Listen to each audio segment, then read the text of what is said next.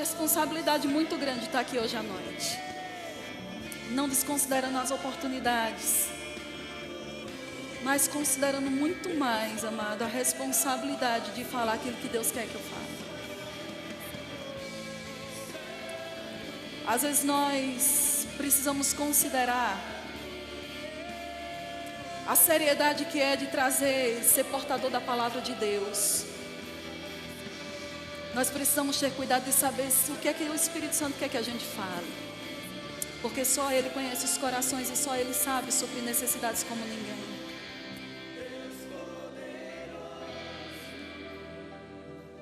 Senhor, nós te adoramos. Glória a Deus. Vamos orar. Você está pronto para receber a palavra? O seu coração está receptivo? A sua mente está cativa à obediência da palavra? Não deixe que nada lhe distraia, porque essa vai ser o foco dessa noite. Amém? Aleluia. Senhor, nós te louvamos por essa noite, te louvamos por cada pessoa que está nos assistindo nesse momento. Te agradeço, Senhor, porque no mundo espiritual não existe distância. A unção que está aqui opera no coração e na mente daqueles que estão conectados em fé, naqueles que estão abertos, receptivos para a palavra que vai ser ministrada hoje à noite. Eu declaro em fé que a palavra que vai sair daqui vai causar a transformação, a mudança, a consciência que precisa ser causada na vida de cada um de nós. Nós temos ouvidos inclinados para ouvir, mente e coração para receber e para entender a vontade do Senhor para a nossa vida. E eu declaro pela fé que a nossa vida nunca mais vai ser a mesma, porque o Senhor nos leva de um degrau de glória a outro degrau de glória. E se você crê nisso, você diz amém. Glória a Deus. Boa noite. Glória a Deus. Nós estamos aqui, como vocês sabem, alguns estão em outros países, não estão em lockdown, mas a gente está em lockdown, então essa reunião é totalmente online. Mas mesmo que você esteja do outro lado, você pode receber se você tiver com seu coração aberto. Amém? O Senhor colocou uma palavra no meu coração e sabe, já faz uns 15 dias que a palavra distração tem se levantado dentro de mim. Distração, distração, distração. E você nunca vai saber se você está sendo distraído, se você não tem foco. Quando você tem um foco na sua vida, você sabe se você está correndo em direção àquele foco, ou se você está perdido num mundo de distrações. Sabe? Eu quero que você abra sua Bíblia, queridos, lá em Hebreus capítulo 12, nós vamos começar por lá hoje à noite. Eu tenho alguns versículos para compartilhar com você, e eu quero que você abra sua Bíblia, eu quero que você leia sua Bíblia. Hebreus capítulo 12, no versículo 1. Aleluia. Hebreus 12, versículo 1 diz assim: portanto, também nós, visto que temos a rodear-nos tão grande nuvem de testemunhas, desembaraçando-nos de todo o peso e do pecado que tenazmente nos assedia, corramos com perseverança a carreira que nos está proposta, olhando firmemente para o autor e consumador da fé, Jesus, o qual, em troca da alegria que lhe estava proposta, suportou a cruz, não fazendo caso da ignomínia, e está assentado à destra do trono de Deus. Eu quero ler essa mesma referência na Bíblia amplificada. Ela traz um sentido mais amplo, e ela diz assim: portanto, visto que estamos rodeados por tão grande nuvem de testemunhas, que deram testemunho da verdade, vamos nos despir e jogar fora todo estorvo, peso desnecessário e aquele pecado que tão prontamente e habilmente se agarra a nós e nos enreda. E deixe-nos correr com paciência e persistência constante e ativa o curso designado da corrida que está diante de nós, desviando o olhar de tudo que vai distrair de Jesus, que é o líder e a fonte da nossa fé, e também é o seu consumador, trazendo-a à maturidade e à perfeição. Sabe, o autor aos Hebreus começa essa carta, esse capítulo 12, dizendo que nós estamos rodeados de uma grande nuvem de testemunhas. Se você já leu a carta aos Hebreus, você vai ver que o capítulo 11 de Hebreus fala dos heróis da fé. Fala de homens com os mesmos sentimentos que nós. Sabe, às vezes a gente pensa que as pessoas que Deus chamou são pessoas que têm um poder diferente, uma graça diferente, que são quase sobre-humanos. Mas não é isso que a Bíblia diz. A Bíblia fala sobre Elias. A Bíblia diz que Elias era homem como nós, sujeito como nós, às mesmas emoções, às mesmas paixões, aos mesmos sentimentos. Então, a Bíblia está falando em Hebreus 11 de pessoas comuns, pessoas que foram chamadas para correr uma carreira, pessoas que foram chamadas para executar um plano, pessoas que foram chamadas e habilitadas para fazer algo no tempo delas. E essas pessoas, porque deram crédito à palavra de Deus, ao chamado de Deus, à proposta daquela carreira, essas pessoas, elas passaram por pressões, elas passaram por desafios, elas passaram por situações que para nós, alguns de nós, seriam inimagináveis. Porque a gente nunca esteve dentro de uma arena com leões, a gente nunca foi decapitado, nunca viu ninguém ser decapitado, a gente já ouviu histórias sobre isso, mas nós, no tempo que nós estamos vivendo, nós não passamos por essas coisas. Outras pessoas, em outros lugares do mundo, sim. Alguns estão sendo mortos, decapitados, e por causa do Evangelho. Mas não é o nosso caso. Mas sabe, queridos, mesmo em face à morte, eu vou dizer, e eu vou repetir, mesmo em face à morte, essas pessoas não perderam o foco daquilo que Deus havia proposto para elas. Rapaz, às vezes, o sentimento que se levanta dentro de mim é de incredulidade. E eu vou explicar por quê, calma. Quando eu olho para a minha vida, e às vezes para a nossa vida, para a comodidade de vida que nós temos, em face da vida dessas pessoas, que eu vou repetir, eram homens, mulheres, como nós, mas que tiveram diante de circunstâncias que foi além do que a gente já viveu até hoje. Essas pessoas não desanimaram, essas pessoas não desistiram, e essas pessoas não se distraíram da carreira que lhes estava proposta.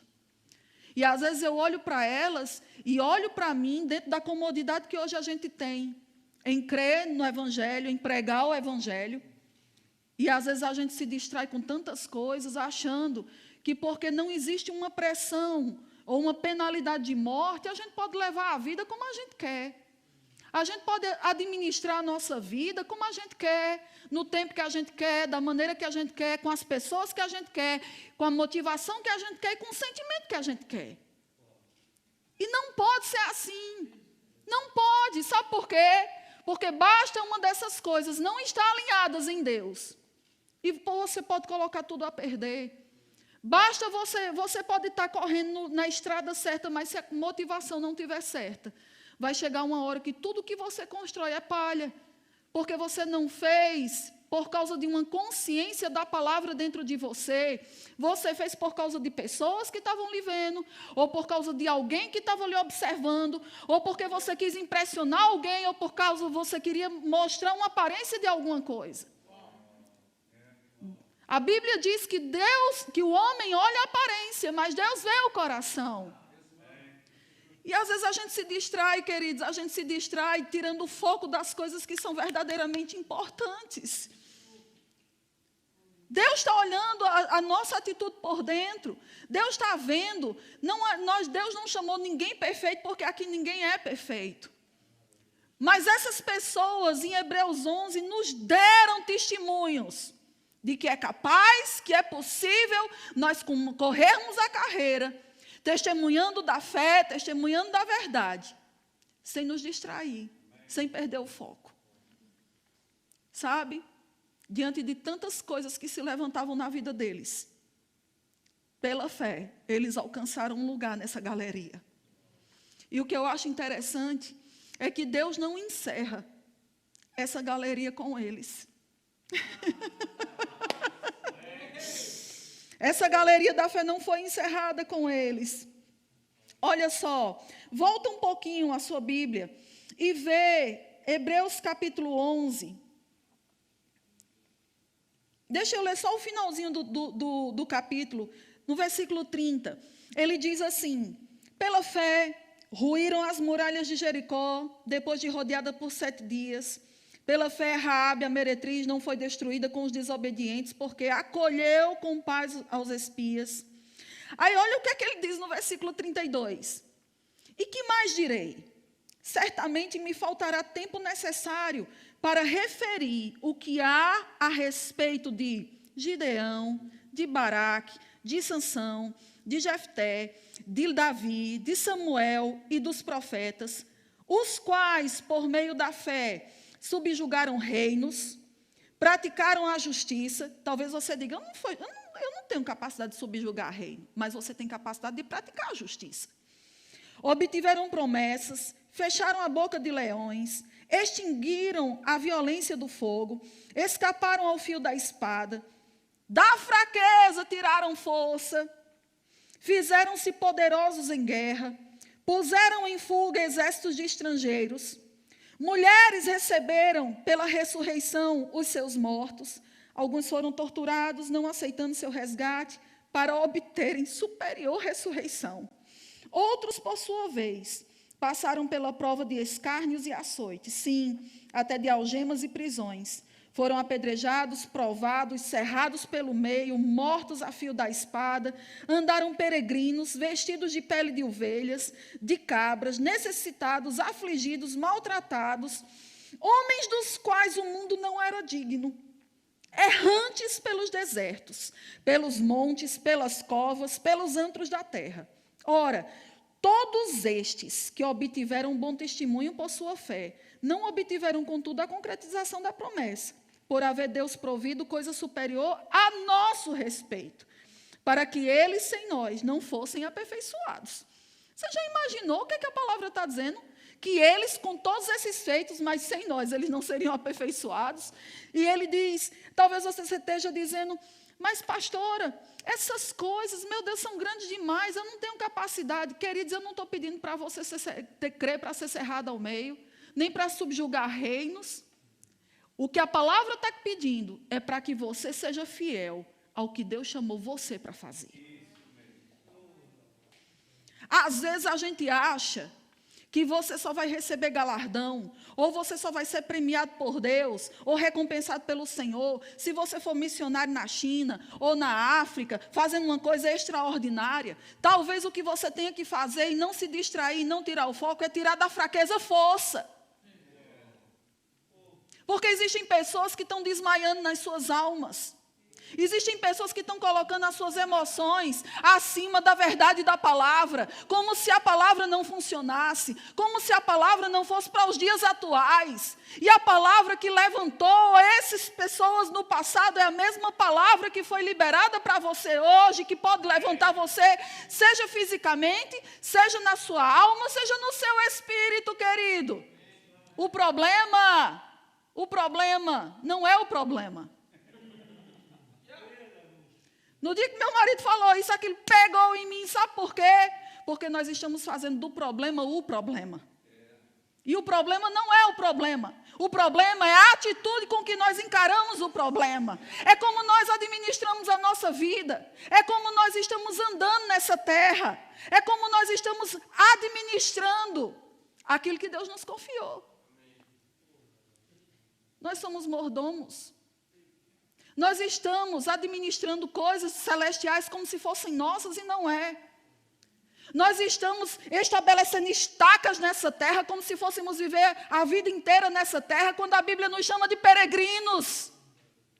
Peregrinos e estrangeiros. Porque a nossa pátria não é Portugal, não é Brasil, não é Angola, não é nenhuma nação nessa terra. A nossa pátria ela é celestial. Mas nós estamos colocando, deixa eu usar essa expressão, colocando todos os ovos nessa cesta. Colocamos toda a nossa fé, toda a nossa força, o nosso trabalho naquilo que passa. Nos desgastamos, suamos, ficamos acordados, viramos noites em coisas que vão ficar. Mas aquilo que Deus nos chamou para fazer nesse tempo aqui, que vai ecoar para a eternidade. Quando o Senhor nos chama, nós nos distraímos. Nós perdemos o foco. Nós damos desculpas. Nós estamos colocando as nossas necessidades acima do propósito de Deus na nossa vida. E o que é eterno não são as nossas necessidades. É o propósito, querido. Você está nessa terra para cumprir um propósito divino, não para fazer a sua própria vontade. Não para fazer a sua própria vontade. Ele diz, corramos com perseverança. Olha para essas pessoas que tiveram coisas muito maiores do que as que nós enfrentamos hoje em dia. E eles, pela fé, mantiveram o foco. Eles, pela fé, mantiveram o foco. Eles sabiam o que era que eles precisavam fazer. Eles talvez não tivessem a revelação completa naquele momento, mas passo a passo. Deus foi mostrando, revelando, e eles foram se submetendo. Sabe, queridos, às vezes eu olho pessoas que elas começam a carreira delas tão bem, com uma boa atitude. Elas começam correndo com perseverança. Elas querem fazer o melhor para o Senhor. Mas, numa determinada altura, existem aquelas pessoas que começam a tirar o foco do Senhor e começam a colocar os olhos nos homens. E aí, a carreira dela já não é para o Senhor, é para os homens, para impressionar aqueles que estão olhando para Ele. Eu sei que existem palavras na Bíblia que falam que nós devemos dar bom testemunho para que os homens nos tornem aprovados. Mas eu não estou falando nesse aspecto. Eu estou falando de pessoas que vivem de aparências. Já existem aqueles que começam a corrida, olhando para o alvo, olhando para o foco. E as pressões, quando começam a se levantar, ao invés de elas continuarem com os olhos no foco, porque aquele que coloca você para correr para o foco, também é o mesmo que traz a sustentação para você permanecer no lugar onde você vai alcançar esse foco. Mas o que às vezes as pessoas fazem? Quando a gente começa a correr a carreira, olhando para o alvo, olhando para o foco, as pressões se levantam, elas tiram o olhar daquilo que é a resposta, aquilo que seria a graça e a força para que elas completassem a carreira, e começam a crer que é o homem que tem que livrar elas daquela pressão. E não é, porque aquele que te chama, também é aquele que te capacita, também é aquele que te supre, é a mesma fonte. Não existe uma fonte A para uma coisa e uma fonte B para outra coisa. E quando você tem os olhos no Senhor, se Deus quiser que você seja suprido por homens, se a sua necessidade está na mão de alguém, queridos, Deus levantará, porque Deus não deixará de cumprir a sua palavra na sua vida, mas porque você ficou firme, olhando para o alvo, e sem se distrair, nem por causa da pressão, nem por causa das pessoas, nem por causa das coisas que lhe acontecem, correndo com perseverança. E eu acho interessante que ele diz aqui também, lá em Hebreus 12, ele diz, desembaraçando-nos de todo peso e do pecado, que tenazmente nos assedia. Sabe o que significa essa palavra assediar? Assediar significa insistência impertinente. Significa propostas. Quantas vezes nós recebemos propostas por dia? A questão de propostas não está no âmbito só de pessoas nos propor alguma coisa. Nossa carne propõe, nossa alma propõe, nossa vaidade propõe, nosso egoísmo propõe, nossa alma desajustada propõe, as vozes que estão no mundo propõem. Todos os dias nós estamos sendo assediados E sabe, ele está dizendo que esse assédio é uma insistência impertinente. Sabe o que é uma coisa impertinente? É que é a hora e fora de hora. Não dá descanso. É uma coisa que está ali. Deixa eu dar essa ilustração. Você já imaginou, já viu que, vou dizer, quem aqui já sofreu com melgas? Quando você está deitado, dormindo. Para quem não conhece, melgas é muriçoca, viu? Pernilongo. Vai a tradução para todo mundo.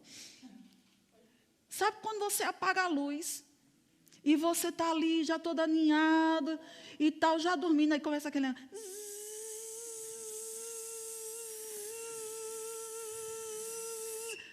Pense numa coisa irritante, não é?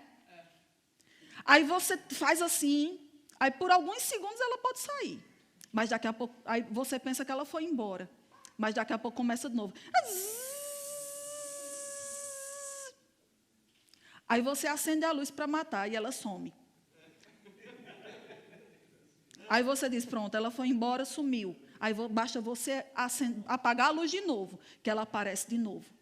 Sabe, queridos, quando você acende a luz, isso mostra, quando você acende a palavra e quando você começa a declarar a palavra, aquilo vai sumir, aquilo desaparece. Mas quando você está em trevas, aquele assédio impertinente, ele vai te atormentar, ele vai te perseguir, até tirar você da sua área, daquilo que é o foco, para levar você para aquilo que ele está chamando, para a proposta que ele está lhe fazendo.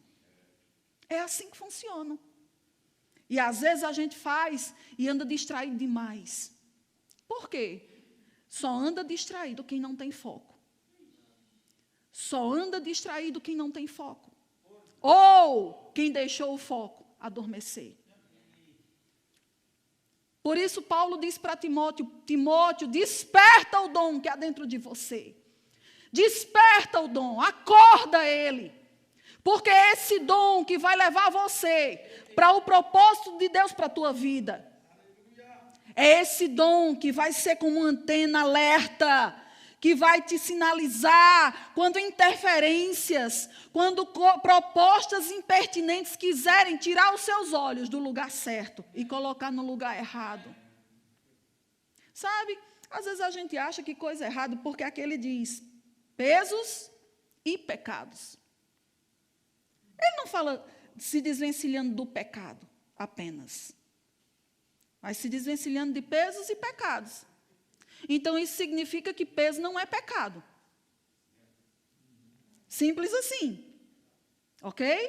Então, não pense que sair do foco é só você estar envolvido com pecado. Ou deixa eu colocar dessa forma. Não é só pecado que nos tira do foco. Não é só pecado que nos distrai. Agora, deixa eu dar uma notícia para você. Algo que o Senhor falou comigo há muitos anos atrás. Para um crente que ama a Deus e que tem a palavra, o diabo não vai tentar com o que é ilícito.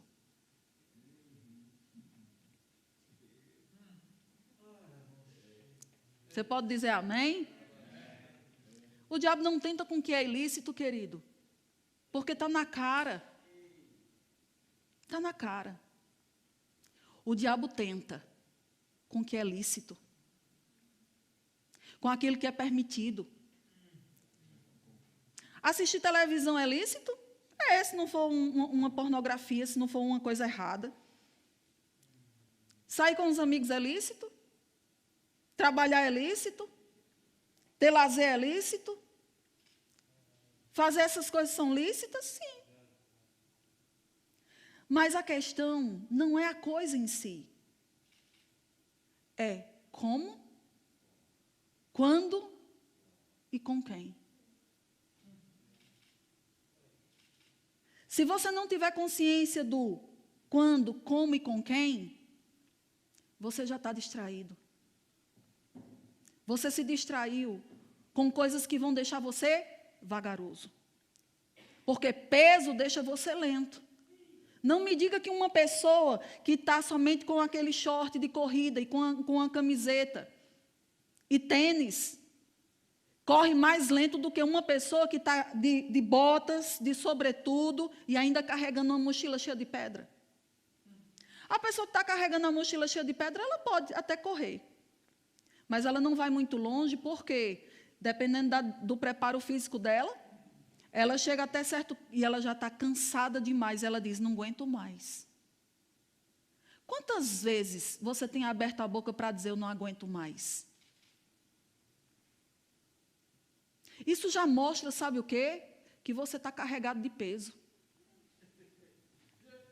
Porque uma pessoa que está desvencilhada de peso, ela corre velozmente. Ela não está embaraçada com nada. Ela não está carregando pesos nela.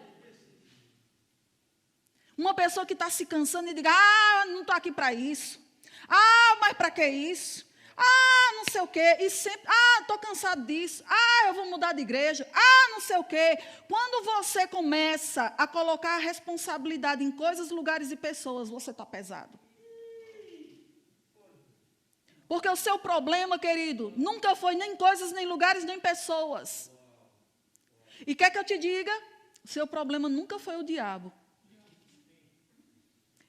Eu vou te mostrar quem é o seu problema. É você. Você é o seu problema. Por quê?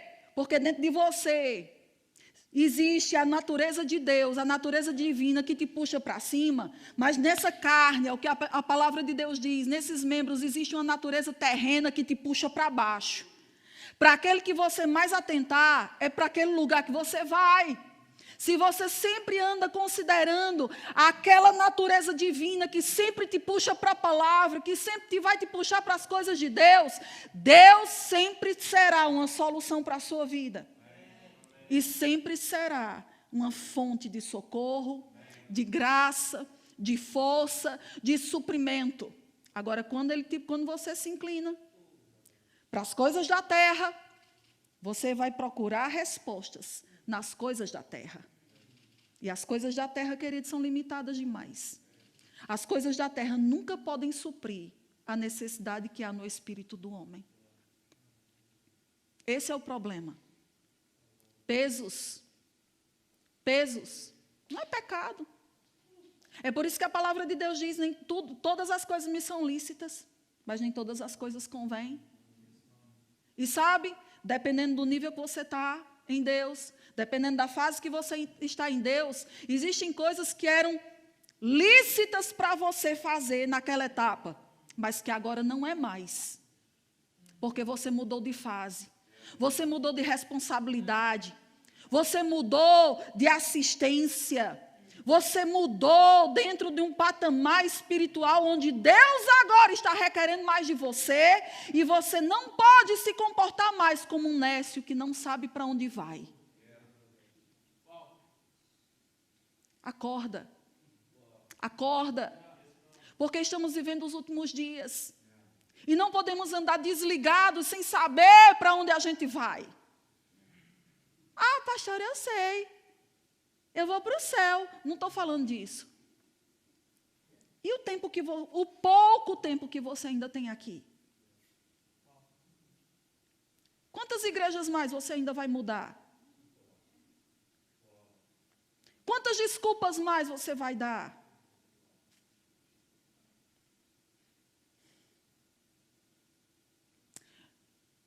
Eu ouço às vezes, eu vou dizer isso porque eu já estive nesse lugar. Às vezes existem mulheres solteiras que todo o foco delas é arranjar um casamento. Parece engraçado. Mas existem pessoas que sofrem com isso.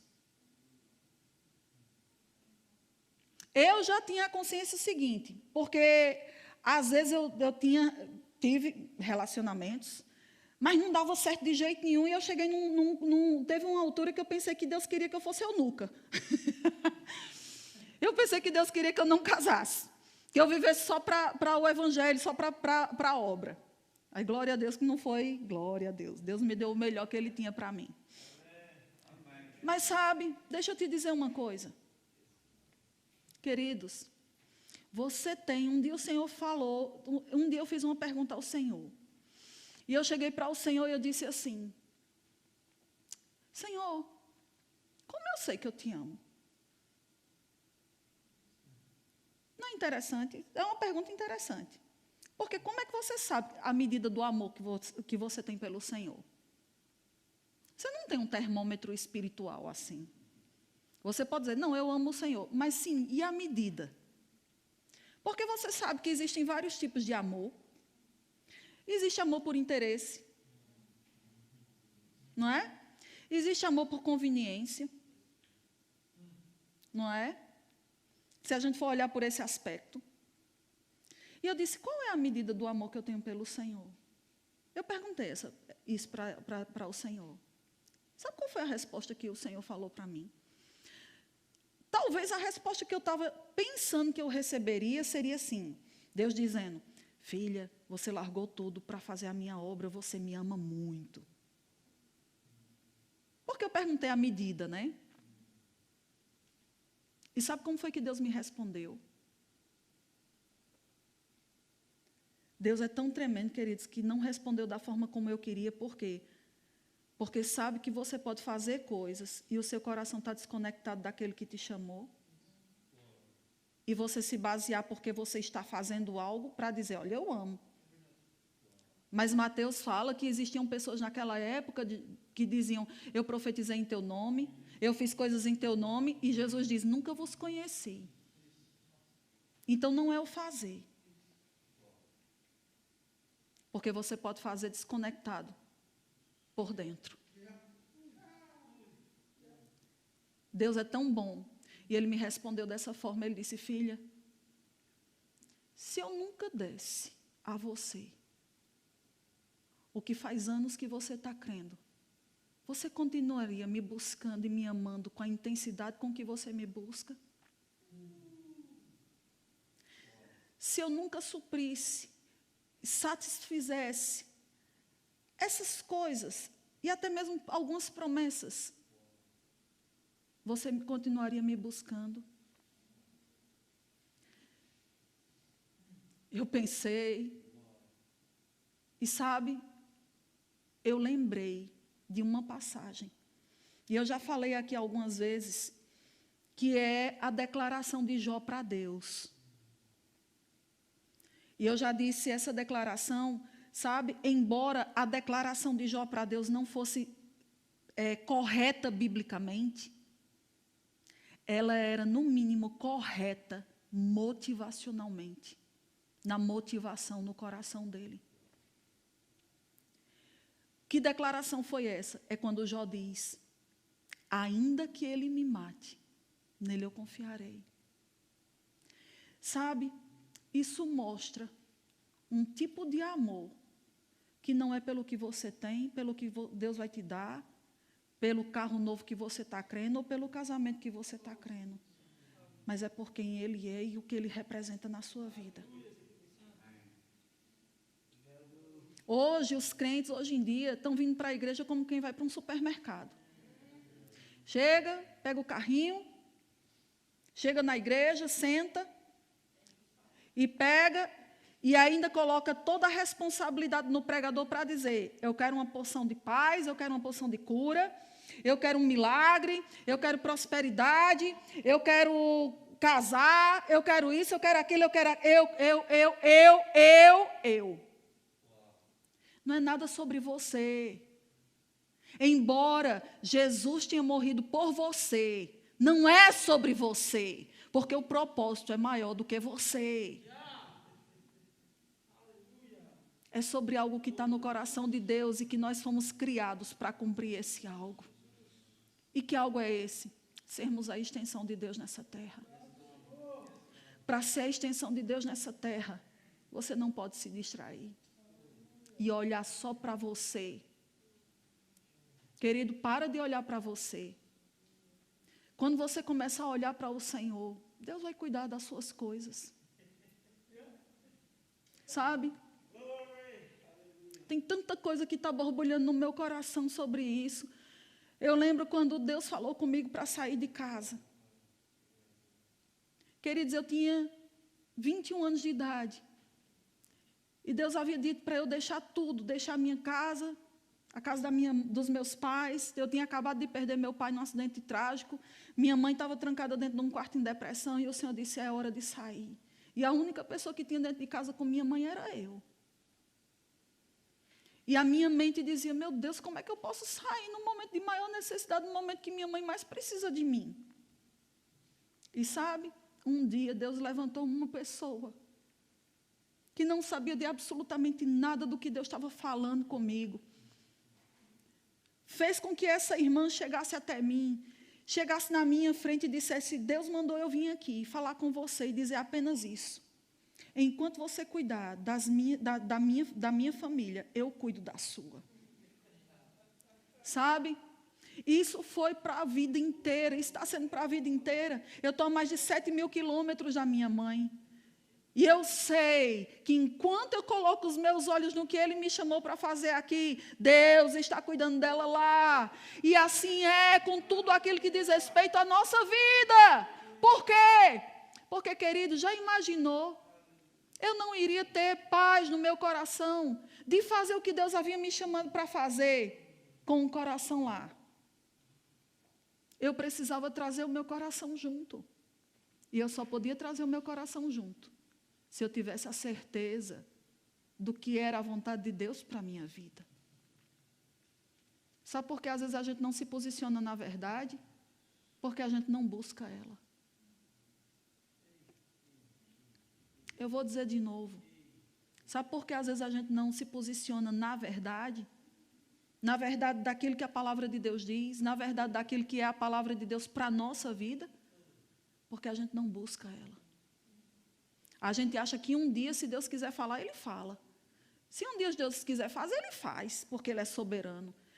Sim, Deus é soberano, mas tem muito crente, meia boca, dando essa desculpa para não sair da sua área de conforto e fazer a parte que cabe a mim e a você fazer, para sabermos e descobrirmos e corrermos dentro do plano dele para a nossa vida. Pesos são lícitos, pesos são coisas lícitas. Pesos são distrações. E sabe, eu anotei aqui algumas definições de distrações. A palavra distração significa estado em que a atenção está dividida entre vários assuntos ou ações. Estado de quem está alheio. Sabe que você pode estar distraído dentro da igreja? Sabe que você pode estar distraído dentro da igreja com a palavra de Deus sendo ministrada e com o Espírito Santo se movendo? Eu vejo. Eu já vi e vejo. Existem algumas pessoas que estão tão alheias às coisas espirituais que se Jesus aparecesse para elas vestido de vermelho, elas não saberiam que era Jesus. Porque andam tão no natural, tão desligado de dentro, por dentro, que elas não percebem as coisas espirituais. Querido, nós somos antenas ambulantes aqui nessa terra. O Espírito Santo é o mediador, é aquela ligação entre nós e Deus, onde todas as coisas espirituais agora se tornam patentes. A Bíblia diz que o homem espiritual, ele discerne todas as coisas. Se você está alheio, é porque você está na carne. Porque quem busca, entende todas as coisas. É isso que a Bíblia diz. A minha definição de distração. Distração é a perda da referência. Você perdeu a referência. Você se perdeu nas coisas lícitas e daqui a pouco você nem sabe mais para onde você deve ir. Perda de referência. Distração é perda de foco. Agora, abre sua Bíblia em Lucas, capítulo 10.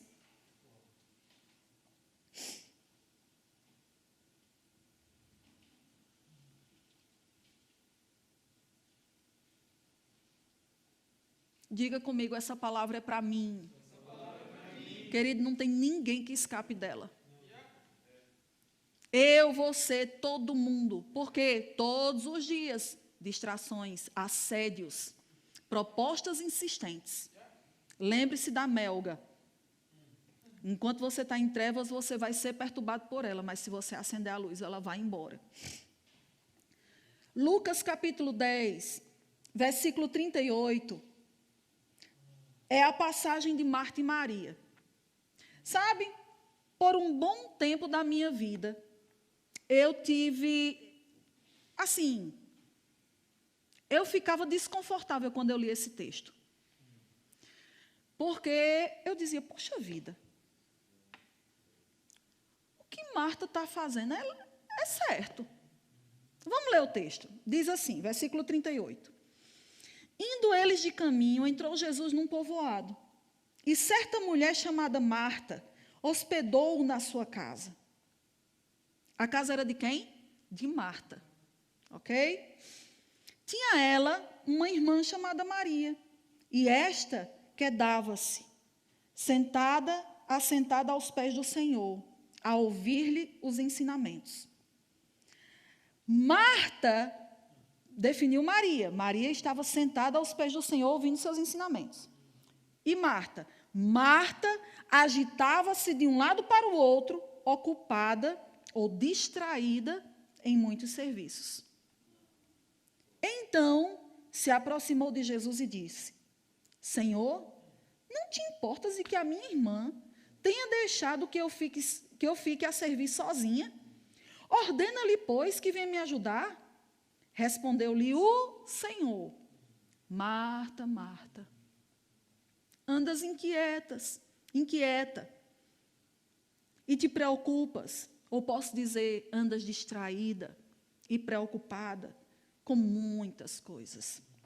Entretanto, pouco é necessário, ou mesmo uma só coisa.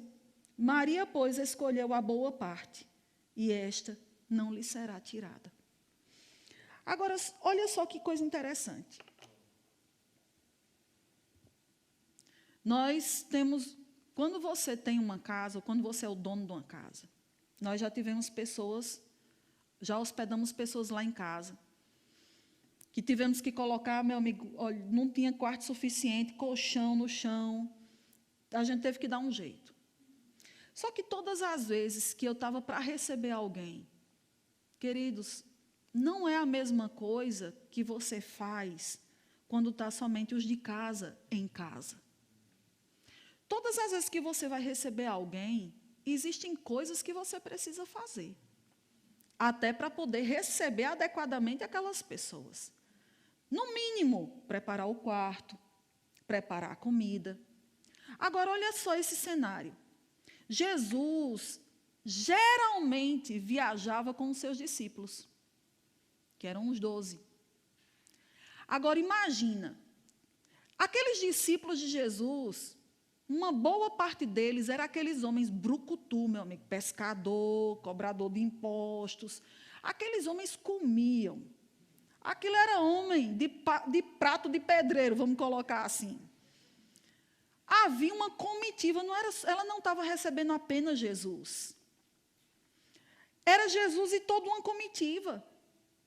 Então, era lícito que ela tivesse ocupada para preparar a casa e a comida para receber Jesus.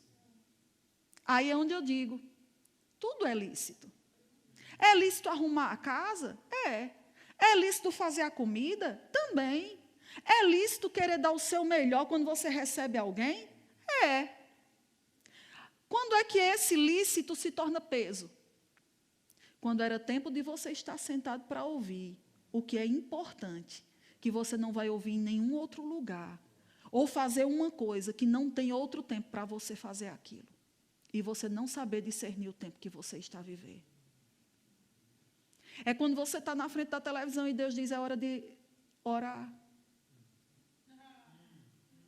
É quando você está andando muito com uma pessoa e Deus está dizendo, a influência dessa pessoa não está sendo boa para você.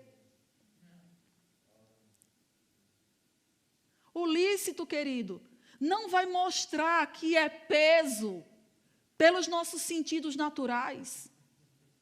São coisas que só pelo Espírito você vai saber discernir o que se levanta como uma distração na sua vida.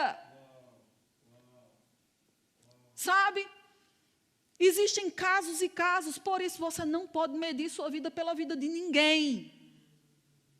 Porque cada um tem uma realidade e cada um tem uma vontade de Deus sobre a sua vida.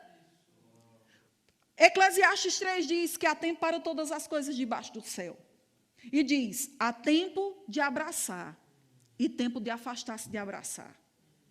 Talvez na minha vida hoje, nessa etapa que eu esteja vivendo, talvez eu esteja vivendo o tempo de se afastar de abraçar. Mas você pode ser exatamente o contrário. Pode ser que Deus esteja querendo que você esteja mais junto a pessoas que vão te influenciar para cima. Quem é que vai determinar isso? É o seu querer? O querer das pessoas? Não, não pode. Não pode, querido. Você tem que saber e discernir as coisas por dentro. Porque você não sabe quais são os propósitos de Deus para o dia de amanhã.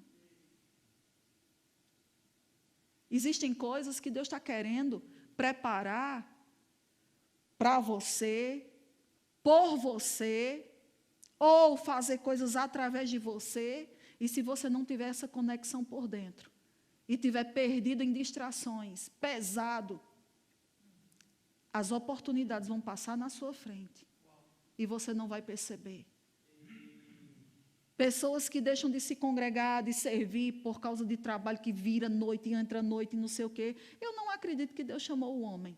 Principalmente o homem crente, nascido de novo, que tem promessas de Deus, para viver num desespero. Assim. Porque a palavra de Deus diz, aos seus amados Ele dá, enquanto eles descansam. Enquanto eles dormem. Sabe? Não é dormir não, porque senão a gente só precisa dormir o dia todinho. Não é isso que ele está falando. É estar no descanso do Senhor. E estar no descanso do Senhor é estar conectado por dentro, sabendo a hora do que fazer, quando fazer e com quem fazer. E até onde fazer. Porque às vezes a coisa é até lícita, mas às vezes as pessoas não têm a medida de dizer assim, não, chega, é até aqui. É até aqui. Desconectados por dentro. Agora veja só. Eu quero ler uma coisa para você, muito interessante. Eu quero ler rapidinho, Gênesis capítulo 2. Vai lá para Gênesis capítulo 2.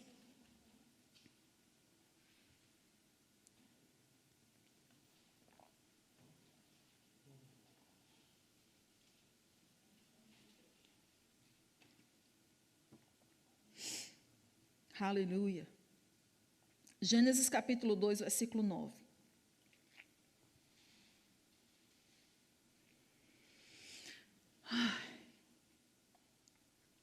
Diz assim, do solo fez o Senhor Deus brotar toda sorte,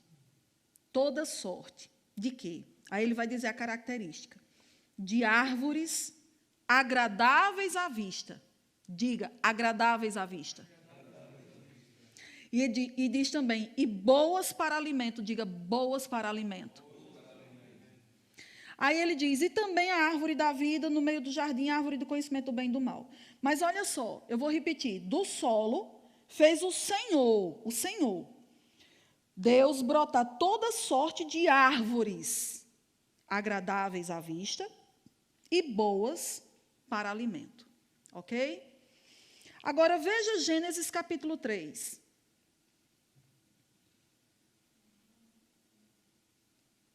Gênesis capítulo 3, versículo 6. Olha que coisa interessante. Vendo a mulher que a árvore era boa para se comer e agradável aos olhos, e árvore desejável para dar entendimento, tomou-lhe do fruto e comeu, e deu também ao marido, e ele comeu. Você percebeu que a árvore do bem e do mal tinha as mesmas características de todas as árvores que o Senhor Deus tinha feito? Olha só, veja de novo. Gênesis 2:9. Árvores do solo fez o Senhor Deus brotar toda sorte de árvores agradáveis à vista. Percebe? A árvore do conhecimento do bem e do mal também era agradável à vista. E diz, e boas para alimento. A árvore do conhecimento do bem e do mal também era boa para se comer. Pastora, eu não estou a entender. Vai entender agora. Existem coisas que a gente está rapidamente dizendo, é de Deus. A aparência é divina. Assim como a árvore do conhecimento do bem e do mal. Sabe, o diabo nunca vai, é como eu disse, o diabo nunca vai chegar para um crente da palavra com algo ilícito. Ele muitas vezes está chegando com aquilo que parece ser a sua resposta de oração. É a mesma aparência. É a mesma descrição do que você orou. Percebe? Aquela árvore, querido, era morte para Adão e Eva. Mas ela tinha as mesmas características das árvores que Deus disse que eles podiam comer. Como é que eu vou saber discernir qual é a árvore que eu posso comer da que produz morte para mim? Primeiro, pelo mandamento. O que diz a palavra. Porque Deus disse, daquela não comerás. Deus disse qual era. Daquela. De todas as outras vocês podem. Daquela não comerás. E qual é a segunda forma que eu sei discernir? Pelo Espírito. O Espírito Santo.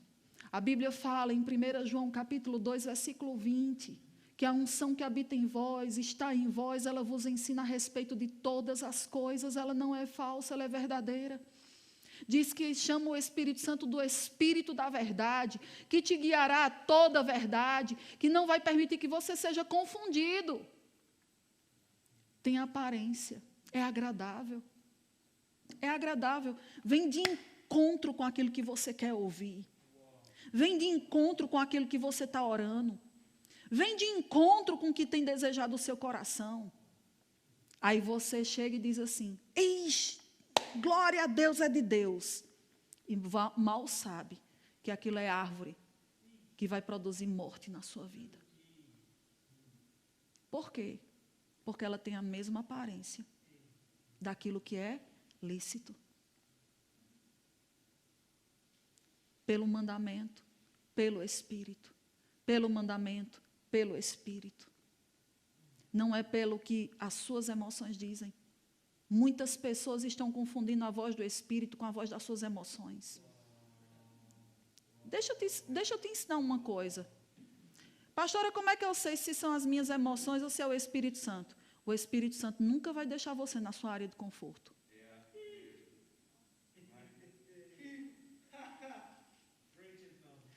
O Espírito Santo nunca vai levar você para fora da palavra.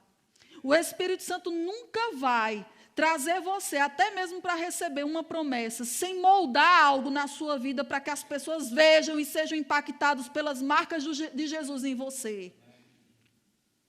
O Espírito Santo nunca vai guiar você para aquilo que satisfaz a sua carne. Só a sua carne. É assim. É assim. Não concordo. Leia a Bíblia. Aquele que não tiver deixado pai, mãe, irmãos, tal, não sei o quê, não sei o quê, não sei o quê. Nesta terra vai receber 100 vezes mais com perseguição. Queridos, nada do que vem da mão do Senhor vem para satisfazer só os nossos deleites. Se o nome do Senhor não vai ser glorificado naquilo, E se você não vai ser moldado para ser mais parecido com Jesus naquilo, chuta que é laço. Pula que é fogueira. Amém? Rapaz, tem tanta coisa que eu queria dizer, mas eu não estou quase acabando. Abre sua Bíblia agora em Mateus capítulo 24.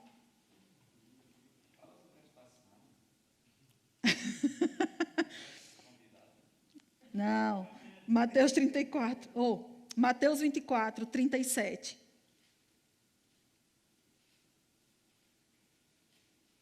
Mateus 24, 37. Diz assim: pois assim como foi nos dias de Noé, assim como, isso é comparativo, assim como foi nos dias de Noé, também será a vinda do Filho do Homem. Ei, os dias de Noé passaram, mas a vinda do Filho do Homem ainda não. Então, significa que está falando sobre esse tempo.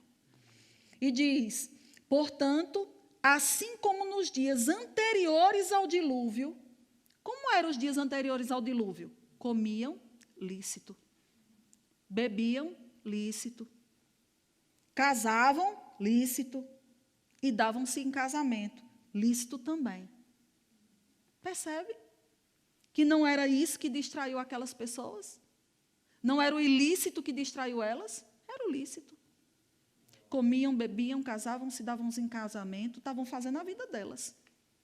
Até ao dia em que Noé entrou na arca. E não o perceberam. O pior de tudo é eles não terem percebido. Senão quando veio o dilúvio e os levou a todos. Assim será também a vinda do Filho do Homem. Nós estamos vivendo dias que a gente come, bebe, eu não estou falando de bebida alcoólica, porque não é lícito para o crente beber álcool. Comiam, bebiam, casavam-se, davam-se em casamento, iam para a igreja, voltavam da igreja, passeavam, brincavam, trabalhavam, mas estavam desligados por dentro. E Deus anunciando pela boca dos seus filhos, Jesus vai voltar, Jesus está à porta, prepara-te, santifica-te, cumpre o teu propósito, se ajunta, se congrega, declara a palavra, olha para o alvo. E as pessoas não perceberam que o tempo passou. Jesus volta, a igreja sobe, e ele diz, onde é que está? Cadê o pastor? Cadê a esposa? Cadê a pastora? Amém. Não precisa abrir lá, eu quero ler rapidinho. Primeiro, só para você anotar, 1 Coríntios, no capítulo 7, no versículo 28, diz, o contexto é sobre casamento, mas ele diz, se te casares, com isto não pecas. E também se a virgem se casar, por isso não peca. Ainda assim, tais pessoas sofrerão angústia na carne, e eu quisera poupar-vos. Versículo 29, olha só. Isto, porém, vos digo, irmãos, o tempo se abrevia. Se Paulo falou naquela altura, dizendo que o tempo estava abreviado, imagina hoje, quase 2000 anos depois. Estamos nas contrações. O que resta é que não só os casados sejam como se não fossem, mas também os que choram, como se não chorassem. E os que se alegram, como se não se alegrassem. E os que compram, como se nada possuíssem. E os que se utilizam do mundo, como se dele não os usassem, porque a aparência deste mundo passa. O que Paulo está querendo dizer aqui pelo Espírito? É que aquele que é casado menospreze, negligencie o cônjuge? Não. Não viva em função só de um casamento, sabendo que você tem outras coisas que Deus quer que você faça. Existem pessoas que todo o foco dela é só o casamento. Existem pessoas que todo o foco dela é a dor do que ela está sentindo. E ele diz, aqueles que choram, aqueles que estão sofrendo por alguma coisa, como se não chorassem, é como se o pai e a mãe dissessem assim, engole o choro. Não tem mais tempo para ficar se lamentando, nem lamuriando nessa situação, não. Se levanta, Deus é bom, a palavra é fiel. Levanta, sacode a poeira, dá a volta por cima, continua correndo. Não deixe que o choro, a dor, a perseguição, a privação pare e tire você do alvo, do foco. São distrações, até o choro é distração. Porque existem pessoas que estão envolvidas nessa roupa de dor e não conseguem ver mais nada. Existem outras que tudo para elas é o que alegra a alma delas. Ele diz, acorda, o tempo está breve. E ele diz, e aqueles que compram, como se nada possuíssem. Existem pessoas que estão se matando para comprar coisas. E todo o foco delas é isso. Existem solteiros que todo o foco é ter um casamento. E estão esquecendo de viver para Deus. Você já pensou que existe uma grande possibilidade que você talvez não case? Ixi, eu estou ouvindo pessoas dizendo assim, está amarrado. Não está amarrado, não. Se você está dependendo de um casamento, lembra do que eu perguntei, qual é a medida do seu amor por Deus? Se tudo para você, e se a razão da sua vida é casar, você é o crente de carrinho de supermercado. Que Deus só serve para suprir as suas necessidades. Você perdeu o senso do propósito. Casado ou não, você cumpre o propósito. Chorando ou não, você cumpre o propósito. Tendo ou não tendo, você cumpre o propósito. Isso me faz lembrar as palavras do apóstolo Paulo. Ele diz, eu aprendi a viver bem, em toda e qualquer situação. Ele disse, eu tanto sei ter, como não ter. Eu tanto sei estar vestido como nu. Eu posso todas as coisas naquele que me fortalece. As pessoas só pegam esse versículo. Eu posso todas as coisas como se fosse um mérito próprio de superação para algumas coisas. Mas não é isso que ele está dizendo, não. O versículo é, por causa de Cristo, eu posso viver qualquer situação. E está bem. E está bem. Não é viver e ficar de cara fechada, emburrada, lamuriando-se, chorando. Não. É bem. É passar pela situação e ficar bem. Eu aprendi a viver. Isso significa que ele não sabia, mas ele aprendeu a viver bem em toda e qualquer situação. Nós não temos mais tempo, mas só para que você possa ler em casa depois, Neemias, capítulo 6, versículo de 1 a 4, e 2 Timóteo, capítulo 2, versículo 4. 2 Timóteo 2, 4 diz, nenhum soldado em serviço se envolve em negócios dessa vida, porque o seu objetivo é satisfazer aquele que o arregimentou. E essa passagem de Neemias fala quando um endemoniado chamado Sambalate. Neemias, qual era o foco de Neemias? Qual era o propósito de Neemias? Era a reconstrução dos muros. E Sambalate já tinha enviado mensageiros para dizer, vem cá, vem. E ele disse, não posso descer. Não vou me distrair porque eu tenho uma grande obra a realizar. Amém? Uma grande obra. Nós temos uma grande obra a realizar nesses dias, ou no que resta deles. Eu e você. E, queridos, nós estamos vivendo tempos peculiares, ímpares demais. Demais. E a gente precisa estar mais conectado por dentro do que em qualquer outro tempo da nossa vida. Porque é a instrução do Espírito dentro de nós que vai nos dirigir a toda a verdade. A gente se desvencilhar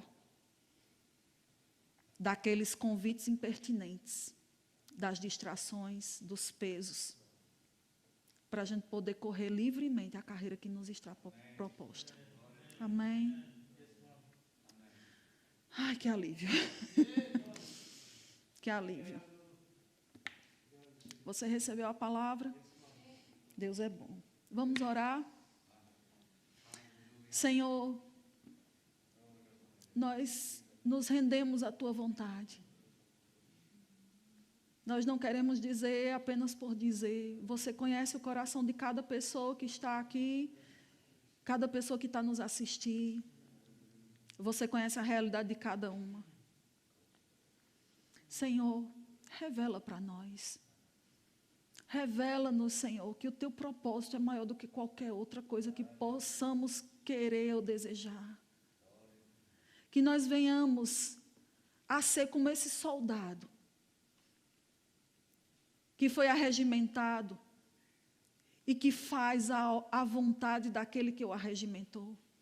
Que nós possamos nos levantar como um grande exército marchando sobre esta terra para manifestar e estabelecer o seu reino, deixando que a verdade esteja estabelecida e que ela nos molde, que ela nos aperfeiçoe, que ela estabeleça aquilo que tu queres e não o que é do nosso querer, da nossa vontade.